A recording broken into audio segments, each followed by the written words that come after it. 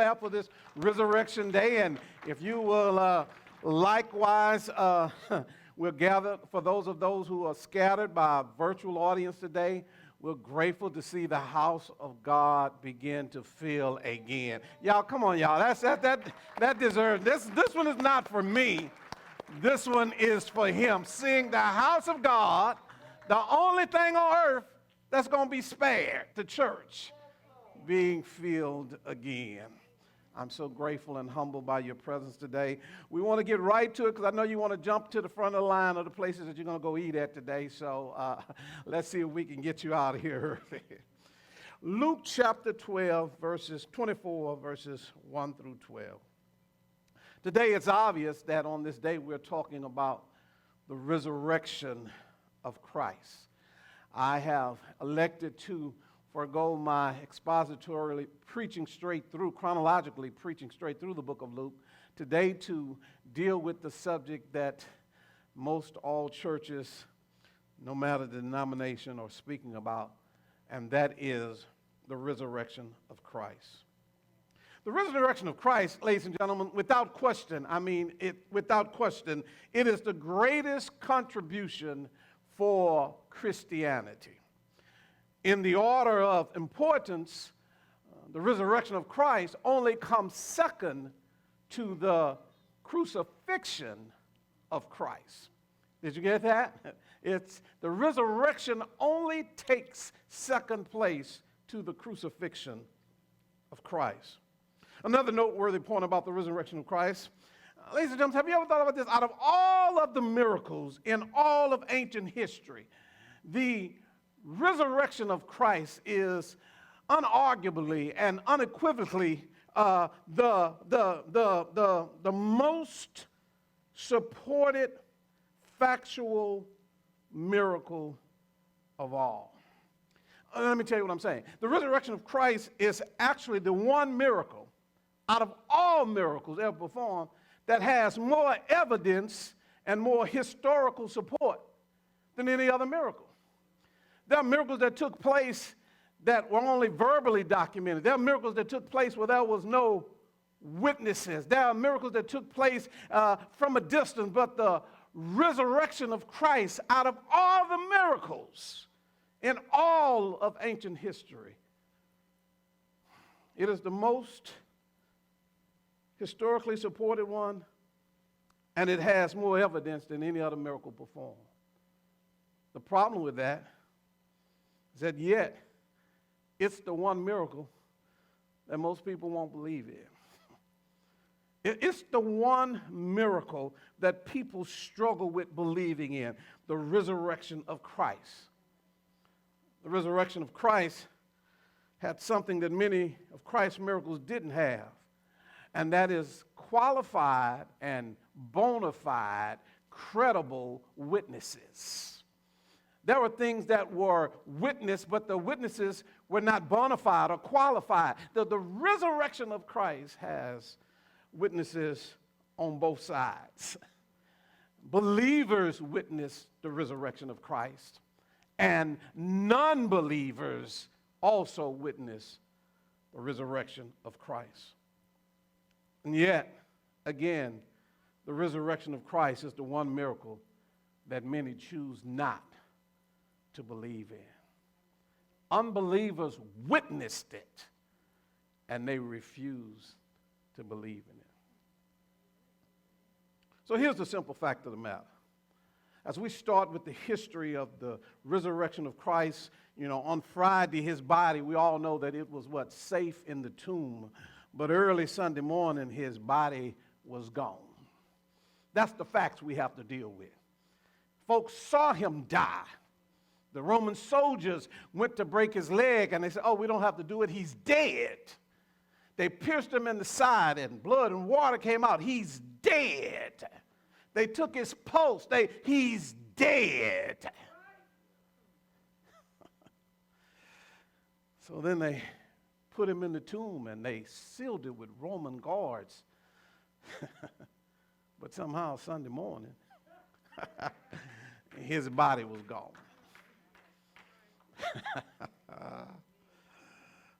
Now, as to the question who took it?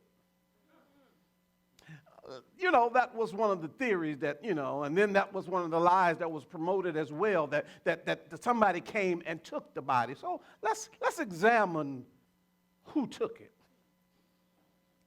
That too really is a simple fact. We know that the fake and the false priests, the religious zealots, and the scribes and the Pharisees, the teachers of the law, and all the other enemies of God didn't take it.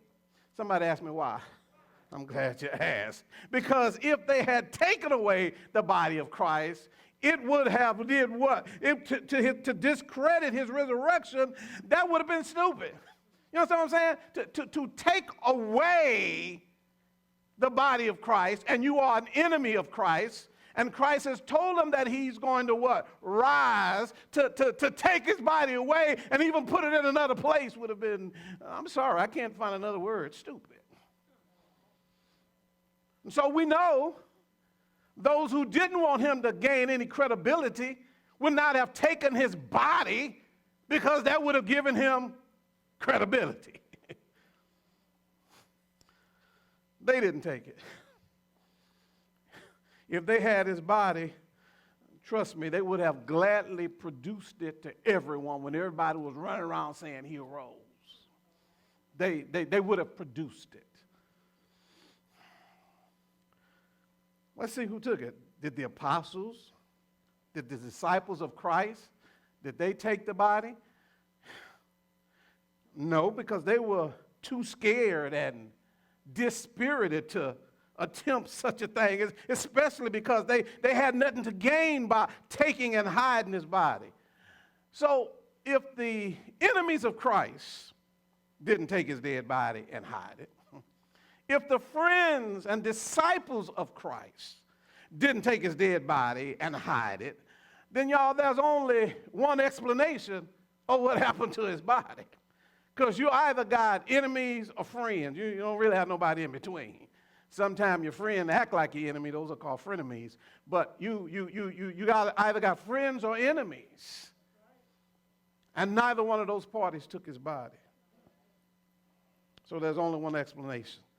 And if you'll look at what the angels in verse 4 said in verses 5 through 7, we'll find out what it is. In verse 4, we see these angels who were standing nearby. But notice what they say in verses 5 through 7. They say this. And the women were terrified and bowed their faces to the ground. And the men said to them, the angels, why do you seek the living one among the dead? They said, he's not here, but he has risen. They said, remember how he spoke to you while he was still in Galilee? They said he told you that he must be delivered into the hands of sinful men and be crucified, and the third day rise again. I hope you're getting this, ladies and gentlemen. Jesus' resurrection, it actually rests on evidence. It rests on evidence which no pagan or enemy of God could ever explain away. They can't explain it away. The resurrection of Christ does not, to my lawyer, it does not rest on hearsay arguments. We talk about that in the courtroom. Hearsay arguments are not creditable.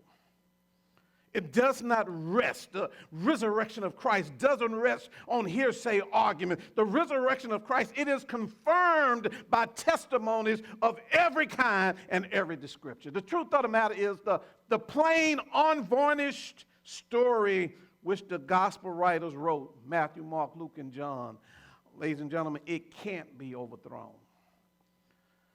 Jesus rose from the dead. Truth of the matter is, the more the account of his death, is examined, it actually gives more credibility. The more the inexplicable and unexplainable is researched, the more and more it proves to be true. So let's just tell the truth, ladies and gentlemen. Let's just quit allowing people to, get in our heads and fabricate falsities, if you will, for us. Let's just tell the truth and stand on the truth. And if a person chooses to deny the truth of the resurrection, they may as well deny everything else. There's more proof about the resurrection than there is many other things, or everything else, rather, in the world. There's more proof about the resurrection of Christ than there is about Julius Caesar. And yet, folk would rather talk and teach more with more confidence about Julius than they do about Jesus. And so it's with that I want to offer this catchphrase for you today. Just simply say this, if you don't mind with me today. You can't kill God. You can't kill God. And I know it's going to kind of challenge us for a moment, and that is with intentions, but I want you to hold that challenge in your mind as we navigate these scriptures, and we'll make it plain about why you can't kill God. So now that we know all of this truth, I would submit to you, quit allowing folk to, make you feel shameful or senseless because of your confidence that you have in Jesus. There are folk who try to make you feel like you done lost it. You are, crazy. That doesn't even make sense for you to believe that a man died for your sins and you could be saved as a result of that. Quit allowing folk to make you think or cause you to lose confidence in Jesus living, in his dying, in his raising, in his ascending, in his rapturing, in his returning, and his ruling throughout all his. Quit allowing folk to mess you up and question that. There's more solid proof, unquestionable truth of that than any other thing on earth. Some of our millennial guys that I disciple, they kind of like for me to show this illustration, and for the sake of time today, I guess I will try and show it to you. It's just a visual illustration, if you will. It's captivating for me. It keeps me on track whenever doubt or anything like that arrive in my life. And so let's see if I can do it and not lose anything in my Bible. Okay. As it relates to the Bible, no matter how big or thick your Bible is, it really doesn't matter. It really doesn't matter. But this is from Genesis 1 to Revelation chapter 2. I'm holding that much right here in my hand. From Genesis 1 to Revelation chapter 2. Everything that God said would happen has happened. Just like he said it would happen. Jesus didn't get up 2.5 days. He got up 3 days. Jericho, everything he said. I need you to understand what I'm saying, ladies and gentlemen. As a matter of fact, you'll do this, when you get home. Just try it. Just grab that. Everything he said between Genesis 1 and Revelation 2 has happened just like he said. The only thing left is Revelations 3 through Revelations 19. This right here. Y'all, if all of that have came true, just like he said, when he said it, how he said it, to the degree that he said, why would I distrust that the rest of this can't happen just like he said it would happen? From Genesis 1 to Revelations 2, everything that God said has proven to happen. And yet we've got just this much left.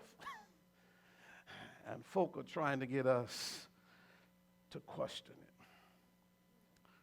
As a believer, ladies and gentlemen, you must cling firmly to the resurrection of Christ. You must cling firmly to the truths and to the proofs, ladies and gentlemen, that we have already as a believer. Don't let anybody discredit what you believe in. We have proof, actual proof of everything that he said.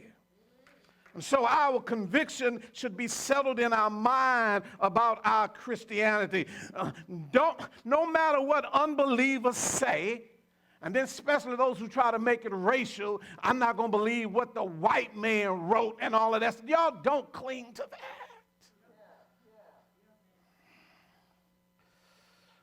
What we as believers believe about Jesus are founded on facts. They're founded on facts. We have the proof. And no skeptic, and certainly no smart person who knows stuff about the Bible, no unsaved person can overturn nothing that Jesus has said. We keep trying to defend him with what we believe. We just need to let it be said what he has said. As an African proverb says, you don't have to defend a lion. You just let the lion out the cage, and it will defend itself. And so all I'm saying is all we got to do is let the truth out, and it will, ladies and gentlemen, defend itself. Everybody say, you can't kill God. I want to show you a couple of principles this morning from verses 1 through 12, and then we'll explain this, and we'll hopefully have honored God. Verse 1, look at what verse 1 says. It says, but on the first day of the week, at the early dawn, they came to the tomb bringing the spices which they had prepared. That was the job after which they would follow up. They would, cover his body in spices so it would not make the decaying and all of that. Then there was some also ceremonial stuff in regard to that. But that's not what I want to talk about. This verse tells us who believe in the resurrection that we are right about worshiping on Sundays. There are folk who would try and discredit us worshiping on Sundays, the first day of the week. I'm sure you're aware of this, but during Jesus' time on earth, ladies and gentlemen, there were actually no specific names for days of the week. If you was going to meet somebody at the coffee shop down there or something like that, you couldn't tell them, look here, let's meet, Thursday. And that didn't say anything to people in biblical days, the time that Jesus was alive. The days of the week were not named. There was not Monday or Tuesday or Thursday, Friday. There was no days named of the week, ladies and gentlemen, no specific names. All they had was numbers. And everything was numbered in connection with the Sabbath.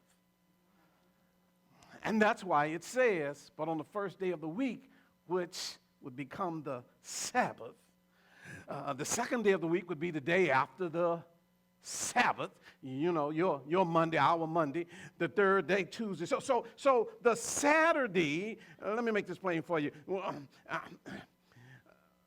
On the Saturday in which Jesus was in the ground, it was officially the last legitimate Sabbath. It was officially the last legitimate Sabbath. That's why after that, you see the New Testament writers, look at Colossians 2:16. The New Testament writers, they say that the Sabbath is no longer commanded. Look at what Colossians 2:16 and 17 says. It says, therefore, no one is to act as your judge in regard to food or drink or in respect to a festival or a new moon or a what? Sabbath day. It says things which were mere shadows of what is to come, but the substance now belongs to Christ. Those verses tell us that the observance of the Sabbath day, they were merely ceremonial. They were not moral aspects of the law. They were just ceremonial aspects of the law, not moral aspects of the law. So you're not immoral for worshiping on a Sunday. So according to those verses, those things are no longer in force. But they have passed away along with the sacrificial system, the Levitical priesthood, all other aspects of Moses' law that prefigured Christ. Those things have passed away. And this is the very reason why Sundays, which is the first day of the week, have become the new day of worship for the New Testament church. Because those things were merely ceremonial, not obligatory. Verse 2, I'm going somewhere. And they found the stone rolled away from the tomb, but when they entered in, they did not find Jesus, the body of the Lord. Just for the record, I'll try to cut across the field here. This verse tells those of us who believe in the resurrection of Christ, watch this, y'all. The angels did not roll the stone away to let Jesus out. The angel rolled a stone away to let the people who came looking for Jesus in. Pastor, how you know that? I'm glad y'all asking these difficult questions because I want them to make sense. Think about it. Later that night, Jesus walked through the walls when the disciples were having dinner. You remember, those of you know the story, he got up, rose from the grave, moved around. Some people came, he told them, go, I have not ascended to the Father. And that night when those fearful disciples were sitting in a shut door, in a closed room, in a wall room, having dinner, y'all remember what happened? Jesus walked through the walls. So here's my question. If he could walk through the walls Sunday night, what would be the problem with him walking through the wall of the grave on Sunday mornings? The issue was not that they rolled a stone away for Jesus to get out. They rolled a stone away so that people who would come looking for him to validate his resurrection could come in. You look at those other verses, 3 through 4, and then verse 4 tells us, while they were perplexed about this, behold, two men suddenly stood there with them in dazzling clothes, and the women were terrified, and they bowed their faces to the ground, and the men said to them, and this is what I want to talk about, why do you seek the living one among the dead? This tells those of us who believe in the resurrection of Christ. Watch this, ladies and gentlemen. Everybody say you can't kill God. Listen to this, what this verse tells us. It tells us not to look for Jesus, hold it now, in places and in things and in people that are in opposition to the things of God. Notice what it says again. It says, why do you seek the living one among the dead? See, when he says that, he's literally telling us we should not be looking for Jesus in things and places and people that are in opposition to the things of God. In other words, that's another way of saying things of the world, and we've taught us through that. And he's literally saying you should not be looking for Jesus in things, that are in opposition to the world. Why? Because the world is set in opposition to the things of God. Everything in the world, I need you to understand this, is set in opposition to the things of God. That's why everything in the world, with the exception of the church, will be what? Destroyed. There's nothing in the world other than the church that pleases God. Everything in the world. Satan is the ruler, the prince of this world. Everything in the world that he presents us, everything he's made, everything invented, it sets itself in opposition against God, with the exception of the one thing, and that's the church. That tells me and us, y'all, we need to quit looking for Jesus in places of worship. Hold it. That's trying to look like the world. Did you get that? And I don't know how we're getting this. We are creating and fabricating worship services to look worldly. You know what I'm talking about. To feel worldly, to sound worldly, to rock worthy, to dance worthy, to do everything worldly. We are creating churches to look worldly.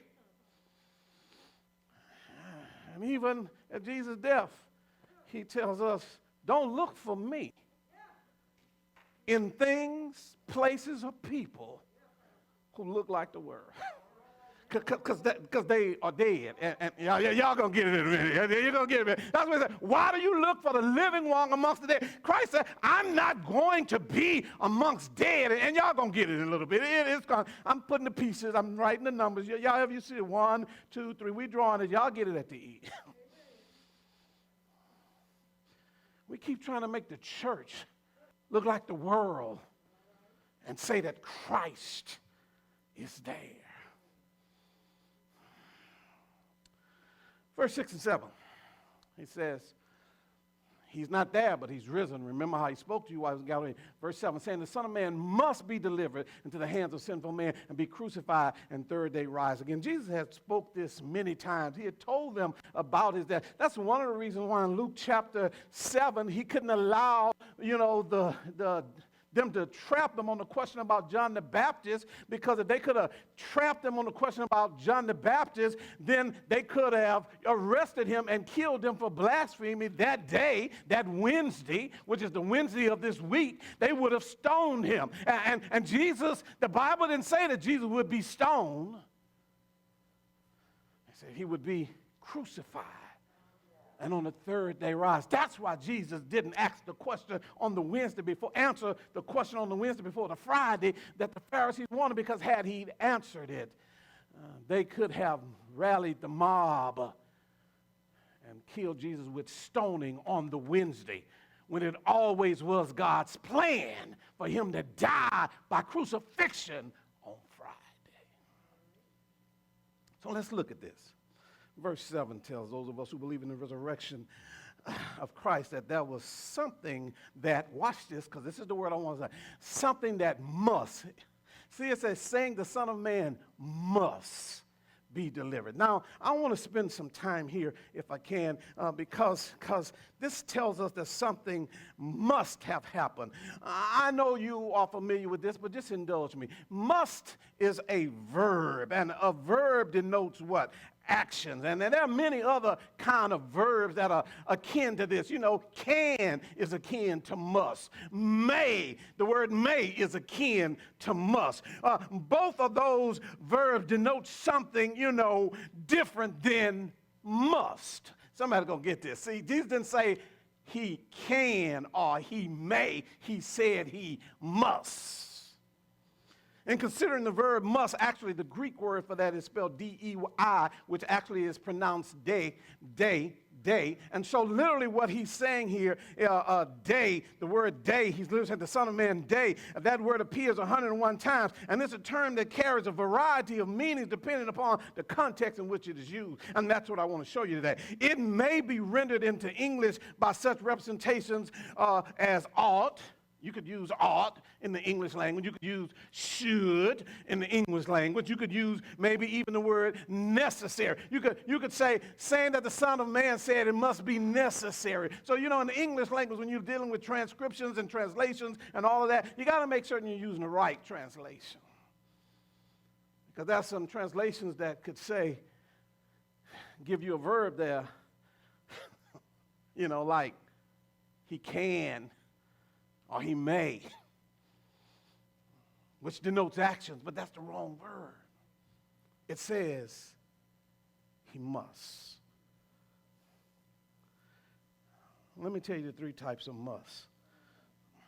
There's the irresistible must.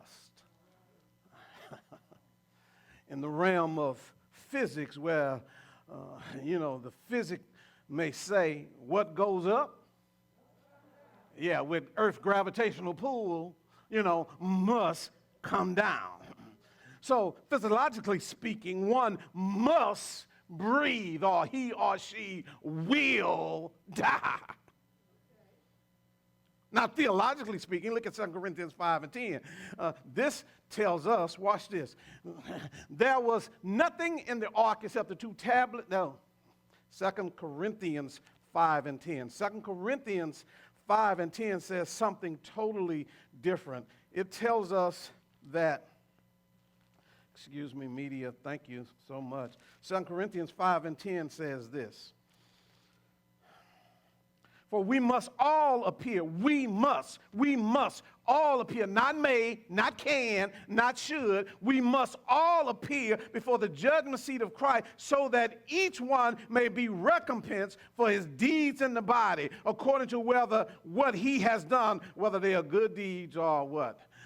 Bad deeds. So what we see there is a irresistible must. That tells us we must. You can't get around it.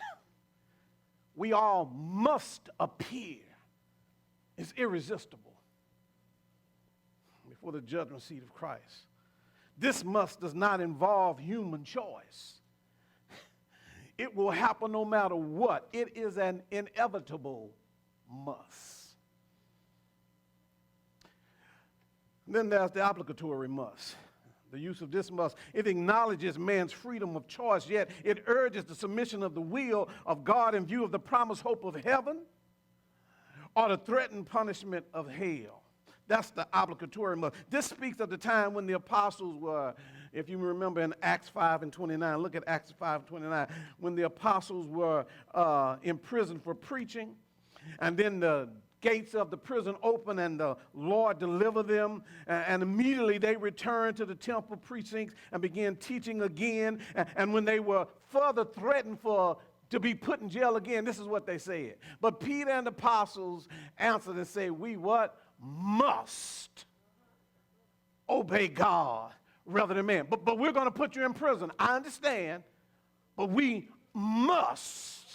Yeah, I'm saying, obey God rather than man. You mean to tell me you would rather go to prison instead of stop talking about Jesus? Yes, because there's an obligatory must for those of us who are believers and disciples of Christ to speak about Jesus.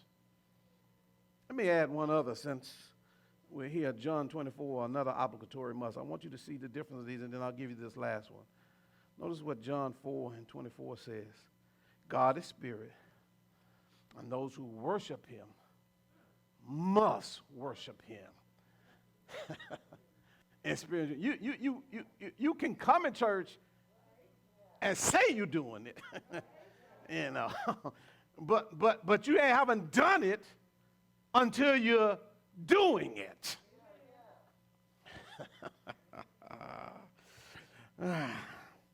So that's another form of an obligatory must for us. But that's not the must we have here in verse 7. Back to John 24:7. It's not the obligatory must. It's not the irresistible must. The must we have here in verse 7, this must is called the redemptive must. The redemptive must. The compelling must. This must is absolutely necessary in the divine scheme of things. It's the must which is essential in the implementation of the divine plan of redemption. Like in Luke 2:49, look what he says in Luke 2:49. Luke 2:49, and he said to them, why is it that you were looking for me? Did you not know that I had to be, the term there is must be, about my Father's business?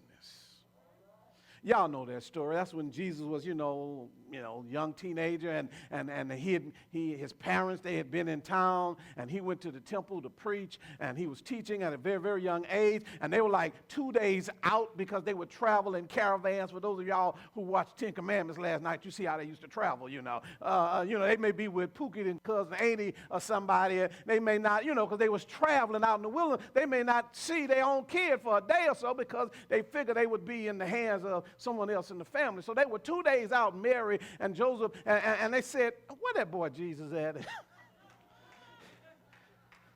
James, where your brother at? I don't know. Jesus had some other brothers, and so then, I'm sure Mary popped her neck and looked at Joseph. You don't know where that boy at? Well, I thought you knew where he at. And then y'all don't understand how husband and wife argue. I know y'all don't understand that, especially about kids. So they start checking, the caravan. They start checking the groups and where the folk he should have been or could have been hanging with. And they realized they couldn't find him anywhere. And so they had to travel back a couple days to the city and the town. And when they got to the city and town, guess what they found? Little bitty Jesus in the synagogue, in the temple, teaching to all of the religious folk, all of the Pharisees and the scribes. And I hope Mary waited on a break before she broke in. Can you see Mary? I'm being facetious here. She did not do this, but maybe grabbing Jesus by the ear, kind of pulling him outside. Boy, where have you been? You tried to drive me and your daddy crazy. I didn't know where you were at. And respectfully, don't get it twisted now. Jesus didn't disrespect his mother. Respectfully, he gave her the redemptive must. He said, hold on. Why is it that you were looking for me, watch this again, amongst all them dead folk, amongst all this stuff in the world? He said, did you not know that I must be about my Father's business? Y'all, well, the salvation of man through the resurrection of Christ, that is the redemptive must of Christ's Father's business. The business that Christ is telling his mother and father about is, this is the redemptive. I didn't come here to really just be your son. I am the Son of God. And I must be about our Father's business. My grandbabies ask me every once in a while, I say, Papi, can I ask you something? So can I ask y'all something? How many musts are in your lives? Hold it, as it pertains to the things of God. Because I know you must have the latest car. Everybody know that. I know you must have to, live in the newest of home. I'm sorry about that. That has nothing to do with you. I know you must have the latest gadgets and gadgets. The latest cell phone. You must have it. I understand that, but that's not the must I'm talking about. How many musts are in your lives as it relates to the things of God? Because if there's no musts in your life, then the only answer for that is you have not accepted the truth about the resurrection of Christ. And if you haven't accepted the truth about the resurrection of Christ, according to Romans 10:9, that person is not saved. Romans 10:9 said, you will confess in your mouth, believe in your heart that God has raised Christ from the dead, thou shalt be saved. So there is no salvation without the accepting of the resurrection. That's why I tell people all the time, I could care less what you call your name. I don't care anything about a denomination or anything like that. We don't belong to one. We're denomination affiliated because I don't care anything about denomination. I don't care anything about that. My position is, where are you on Christ? Because that settles everything. And y'all, there's a whole lot of mainline denominations out there. And then people say, well, Pastor, you talking about them? No, I'm saying what Christ said to help you. Because you might be a part of that. And I'm trying to tell you that ain't a part of him. If Jesus Christ is not the centerpiece of your Christianity or religion, it's not pleasing to God. Everybody say, you can't kill God.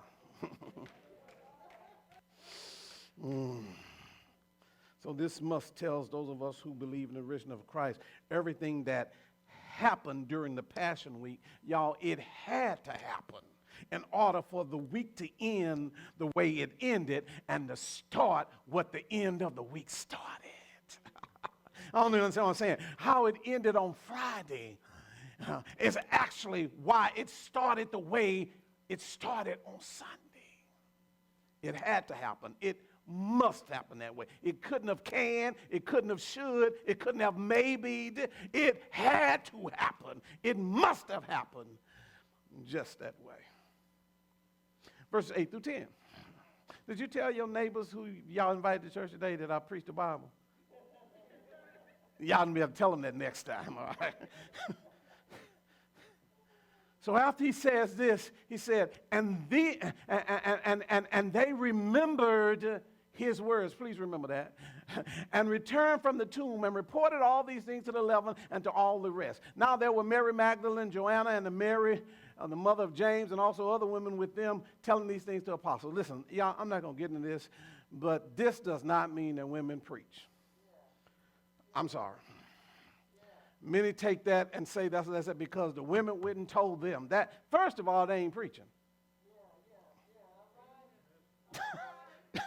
You know, they're not preaching. They just telling what they saw. Anyhow, let me leave y'all alone. Look like some of y'all masses twist when I said that. I'm sorry about that. I've been saying this for the longest, ladies and gentlemen. It's not my job to be innovative. It's not my job to be an innovator. It's my job to be an imitator. Ephesians 5 and Colossians tells us we are to imitate Christ. 1 Corinthians tells us we are to imitate Christ. It's not my job to be an innovator. It's not my job to create a worship that's cool with you. So you'll be cool with God. You understand what I'm saying? That's me being innovative. That's not my job. The church's job, the bride of Christ's job is to please Christ, who is the bridegroom, who's going to receive his bride. His bride must be the one and like the way he's told her to be, not the way we've created her to be. We've got so many people looking for brides of Christ, churches, the way they want it, and the way they want it is far removed from the way that God wants it. And so when he's coming back for his bride, he's not going to grab that one. He's going to only grab the ones that meet the requirements that he gave us. Some of y'all may not be back till next year, so I had to say these things today. So verse 8 and 10 tells us who believe in the resurrection and who are disciples of Christ. And this is what I extracted from that. Y'all, we, out of all people, shouldn't have a dull memory. We shouldn't have a dull memory about the things of Christ. You know what I'm saying? How is it he told you such a major thing and you thought so little of it till you forgot? How do you forget that he is going to rise in 3 days? How do you forget? And then when it happens, how do you forget that he told you that when it happened, just like he told you? You see, we got too many, those of us who profess to be disciples of Christ, followers of Christ, who have dull memories about the things that Jesus said. Think of this. None of us naturally have or had a problem with remembering the people or things we love. No, nobody. You don't have a problem with remembering. Husbands, you better say amen right now if you sit next to them. you don't go like, oh yeah, that's right, I'm supposed to love you. To the wife. A husband would never, ever say that safely to a wife. You don't struggle with, seeing the kids run to you when you come home and you see them, and then you got to think, now, do I love these kids? Now, when they get old, let me stop. But when you come home, when my children were born, it wasn't all sitting there. Let me think if I'm gonna wait about 12 years to see if I'm gonna love them. None of us, saved or unsaved, have to remember to love the people, hold it now, and the things we love Amen. you know when you walk down the grocery store by the milk aisle, and you remember the other drink that you love, you have to remember. You know, the other drink you love. Nobody had to remind you about that other drink, you know, besides milk that you love. You got a grocery list. Clorox might be on there, but I guarantee you alcohol and beer not on there. You know to get that one. Whatever day, the scratch off for the lottery ticket, nobody got to remind you. You go like, and it was the first day of the week. Now Monday is scratch offs. Friday is Mega Million and Power Bucks. Now, nobody got to remind you. Y'all know where I'm going. You might well say amen, because I'm going to get there. I'm going to put something in everybody's garage. Shut the door and let you suffocate. Nobody got to remind you about, because you love yourself. So when you get up and you get ready to go, you know what I'm saying? That's why the mirror there. Some of y'all going to be super spiritual. I don't look at myself in the mirror. I really don't care how I look. Lie. Even if you rushing, when you get in the car, you check it out. Go, because you love you.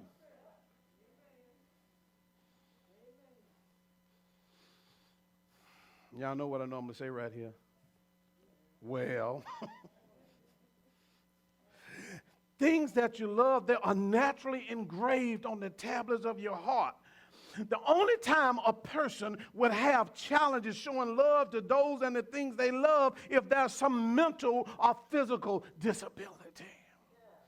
I knew my mom loved me even when she had dementia and she wasn't showing it. I knew my mom loved me when she had Alzheimer's and she literally beat me up. I still knew she loved me.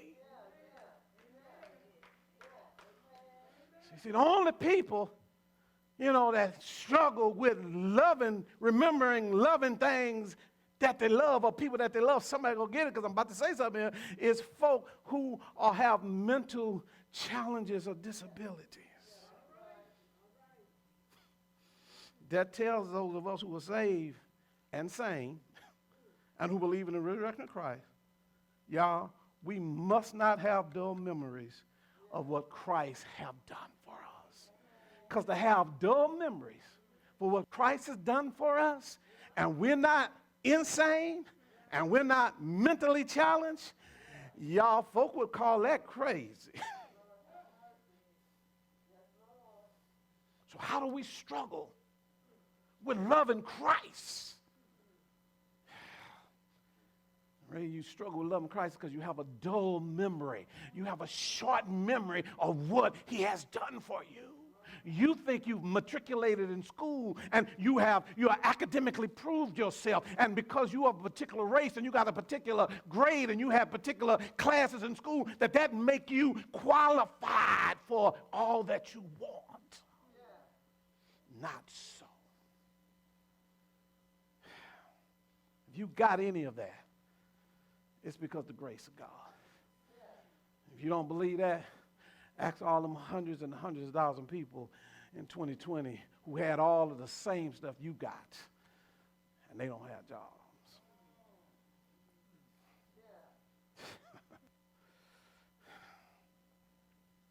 So y'all, it's crazy for us to have short memories or dull memories about what Christ has told us, and for us to live like we forgot.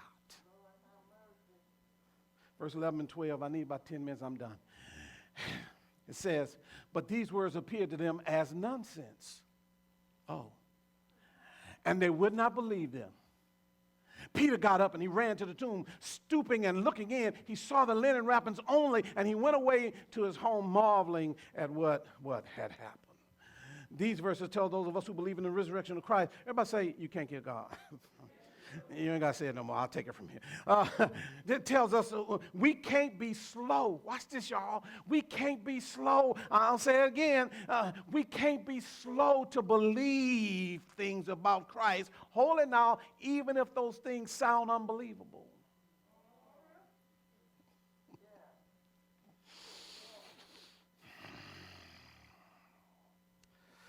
Look at these 11 apostles. In spite of what Jesus told them before he was crucified, in spite of the distinct testimonies of these credible witnesses about the empty tomb, the disciples would not believe.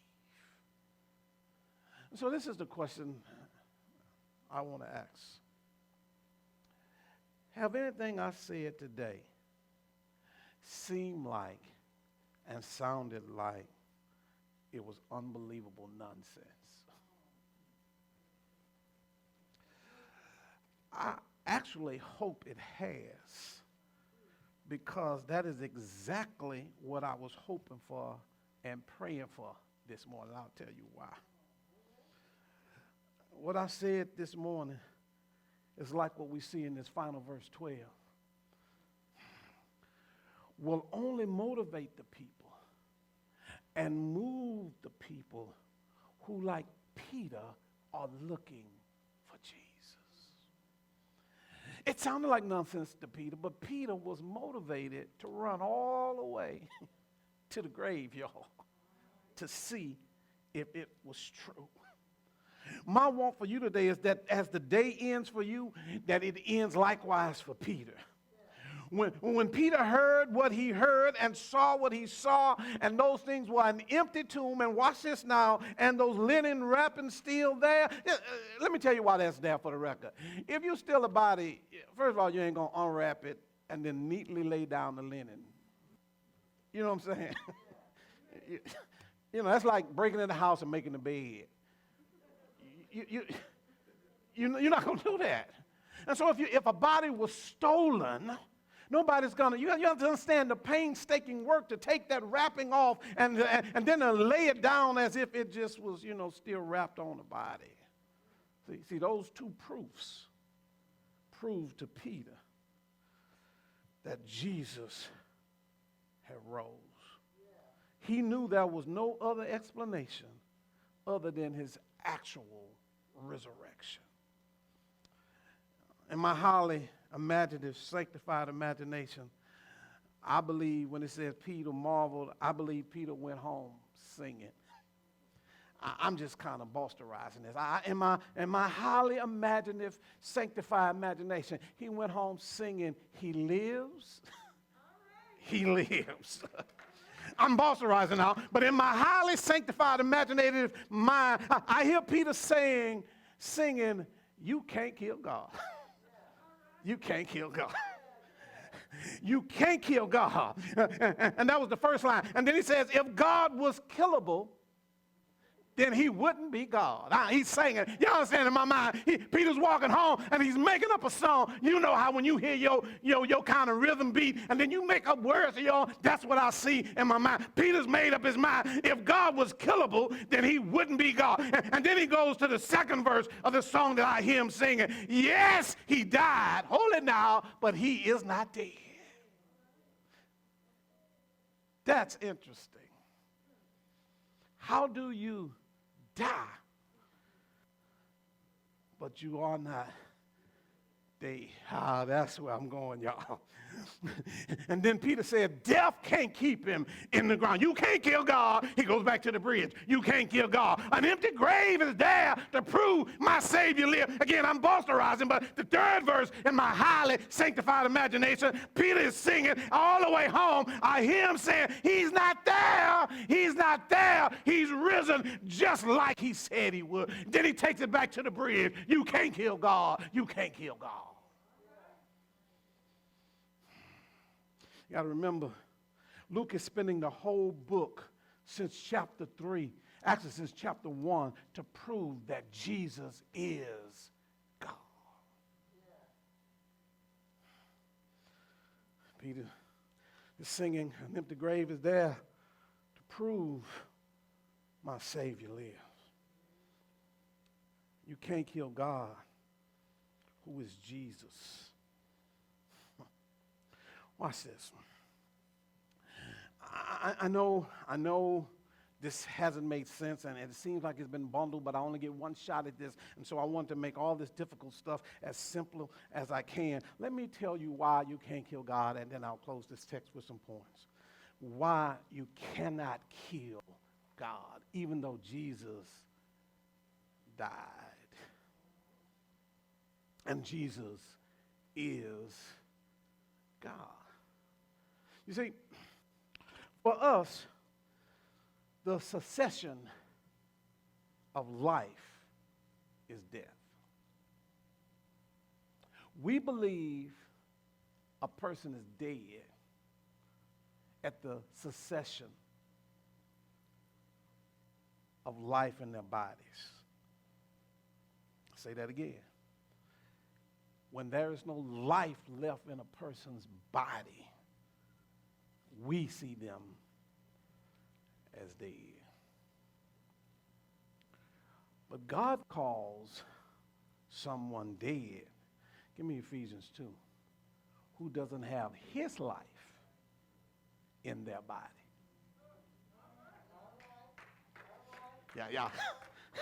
Y'all not praying with me. That means I need y'all to pray with me. Okay.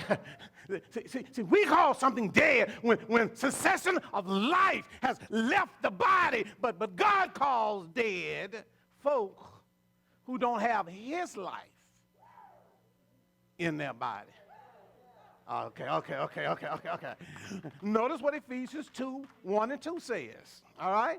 First of all, this you is you. And me. The yous is all of us's. And you were dead in your trespasses and sins, in which you formerly walked, watch this now, according to the course of the world. Remember when I told you what, sin is, walk through the course of the world, all that? As you formerly walked according to the course of the world, according to the prince and the power of the air, of the spirit of darkness, of which is working now in the sons of what? Disobedience. So I need you to understand something. I don't care how live you look. I don't care what you drive. I don't care where you live. I don't care how many alphabets behind your name. I don't care what sorority, fraternity, whatever you belong to. I don't care what church you belong to. It really does not matter, ladies and gentlemen. In God's eyes, you are dead if you don't have his life in you. Y'all not hear what I'm saying. Y'all not hear what I'm saying. Woo! You can be live and living, and yet in God's eyes, you are dead.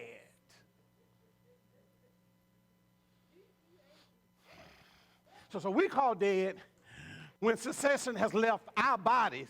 God calls things dead that does not have his life in their body. So since God is life and he has no physical body, come on now, y'all got to say with me now, what then did they kill?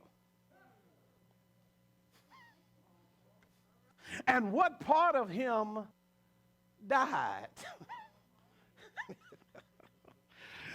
They killed his body, but they did not kill God. And I think many think so little about God and Jesus because they think, based on the Ten Commandments or whatever, when I told you the Ten Commandments, the Passion of Christ, they think that Jesus, who is God, is killable. Y'all not hearing what I'm saying. If he's killable, like we are killable, I know I created that word. It's okay. It's okay. If he's killable, like we are killable, then he ain't God. I'm not promoting that he was in a coma. He died. I know we're reminded by this all the time by animated preachers and teachers that Jesus died. Matter of fact, it ought to be happening right now all around the world right now. He died, didn't he? Y'all know that's happening right now. Everybody, he died until the moon drifted away in blood. He died. I understand all of that, but I need you to know much more than he died this morning. Because he's not killable. And see, folk get to thinking, if he died like me, then I can treat him like me. Oh, y'all not fair. And that's why some folks don't care about preachers, pastors, popes, or anything, because in their mind, they die just like me. And so folk think so little of so much of Christ because they've been told over and over by animated, rhythmatic preaching that he died. But they don't explain it. Somehow, with all of that arithmetic storytelling, the fact that Jesus is God, which Luke has been proving, it slips by many, and they never ponder the point. Have you ever really thought about that? If God is killable, then he ain't God. I hope you begin to think like that. Because Jesus is God. If God is killable, then let me tell you what somebody would come to the conclusion. Then he ain't followable. I created that word too. He ain't worth following if he's easy to kill. Some of y'all shaking your head. I'm sorry for creating these words. If God is killable, one more time, then he ain't followable.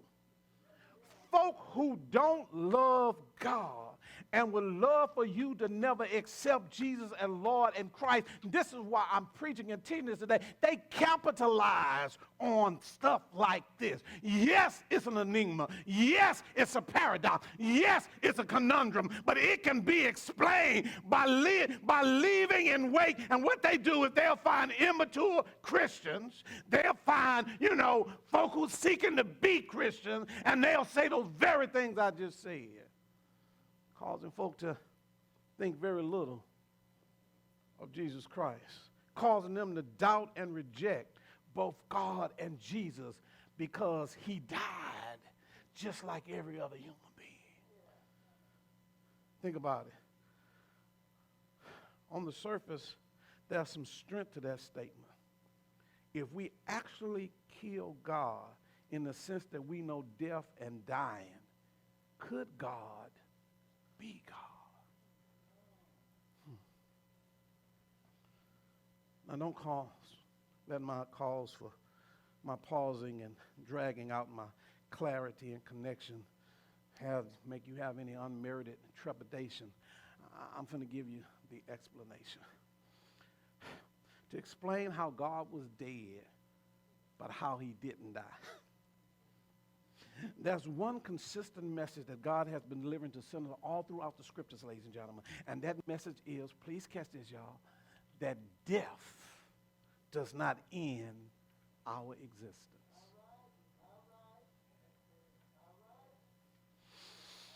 Did you get that? So I'm trying to tell you how you can die and not be dead. Because death does not end our existence. Man is made in the image of God. We're a trichotomy. We have mind, we have a body, and we have a soul. And that soul that God breathed into man in Genesis came out of God. Somebody gonna get this in a minute. And if it came out of an eternal God, even though it went into a finite being, it is eternal. So the spirit, the soul that's in every human being, it lives forever. It never dies. So you could be dead. Y'all don't hear me this morning. You could be dead like they saw God, but he did not die. Death does not end our existence. I know there are a whole lot of folk who have not accepted Jesus as Lord and making no plans to do it or wishing that this is not the case. Somebody asked me why. I'm glad to ask, because the only way, please catch this now, a person could live their best life now is if that was so. What was so? I'm glad you asked. The only way you can live your best life now is if when you died, that was the end. Yeah. I know you're not drowning. Just float on your back. You'll get to the top. You're not drowning. This is not deep theology. Just think about that for a minute. Let's think about that for a minute. Ladies and gentlemen, because of we having an eternal being, when we die, our soul, which is eternal, does not die. So death does not end our existence. And see, if a person, when they died, they was done, then I can understand you living your best life now because it's over. But y'all, life ain't over when you die. You understand what I'm saying? Matter of fact, it actually, death is really a door to the next part of your life. Death is the doorway into eternal, and everyone goes through the doorway, and everyone lives forever. If you died when you were done on earth, then you could live your best life now, but you don't. Some folk are going to rise to the resurrection of life with Christ in heaven, and that's going to be a better life than the life now. And some are going to rise to the resurrection of damnation in hell with Satan. And y'all, that ain't a better life than the life we're living now. It ain't like when you go to heaven, you know, after about 3 months, you know, the fire going to get to you, you're going to burn out. You know how sometimes forest fires, you just let them burn out. They just got to let them burn out. The hells of fire ain't going to ever burn out. You are eternal soul which will never die, which literally means you will burn, not for a little while, but for eternity. And to live your whole life getting everything you want, only to die and go to hell and say, that ain't the best life. The only way you can live your best life now is when you died, you were done. A couple things, and I'll let this go. No matter what, every human being like Christ, look at 1 Corinthians 15 to 20, will experience a resurrection. But for those of us who die in Christ, 1 Corinthians 20 tells us that what Christ did for himself in regards to resurrection, he's going to do for every true believer. Look what it says, but now Christ has been raised from the dead. And that term, the first fruits of those who are what? Asleep. Thus, for those of us who rest in our salvation we have in God. Ladies and gentlemen, you can't kill God, who is Jesus, who lit a lamp of gospel even in Caesar's house. You can't kill God, who is Jesus, who is the unqualified supremacy image of the invisible God. You can't kill God, who is Jesus, who is the preemptive one, the preeminent one. He presides over everything, and all other things have a lesser priority than him. You can't kill God, who is Jesus, who exceeds all others in his superiority, and all others succeed him, follow him in his finality. You can't kill God, who is Jesus. Why? Because he's the master of the mighty. He's the captain of every commander. He's the head of all heroes. He's the leader of all legislators. He's the overcomer of all those who've overcome. He's the governor of all governors. He's the Prince of Peace. He's the King of Kings. And y'all know the last part. He's what? Lord of Lords. You can't kill that person. I'm landing. I just got to circle the field one more time. You can't kill God, who is Jesus. The word Lord means ownership. The earth is the Lord and the fullness thereof, and the world and what? They that dwell therein. For he had founded it upon the seas, and he has established it upon the flood. You can't kill God, who is Jesus. He is owner, and folk who don't recognize the fact that God is owner of everything. We can't kill God. He don't have to put his signature on the sunset every day to prove he's God. Y'all know how y'all do y'all stuff? You write your name on it so nobody won't, take it, and you let them know that it's yours. God don't have to put his signature on the sunset every day to prove that it's his. We can't kill him. He don't have to put a stamp on the meadows to prove that they are here, because we can't kill him. He doesn't have to carve his initials in the side of every mountain to prove that all the mountains are here, because we can't kill him. He doesn't have to put a brand on the cattle of 1,000 hills to prove they are here, because we can't kill him. We don't have to doesn't have to take out copyright or every song that the birds sing to prove that they are his. Because we can't kill God. Because God's body was dead, But he, God, didn't die. And why? Because he even owns death. You can't kill God. I hope y'all got this. His ownership is beyond the human level. And I don't know about you, but because I believe in the resurrection fully of his, that I have entrusted him with my resurrection fully as well.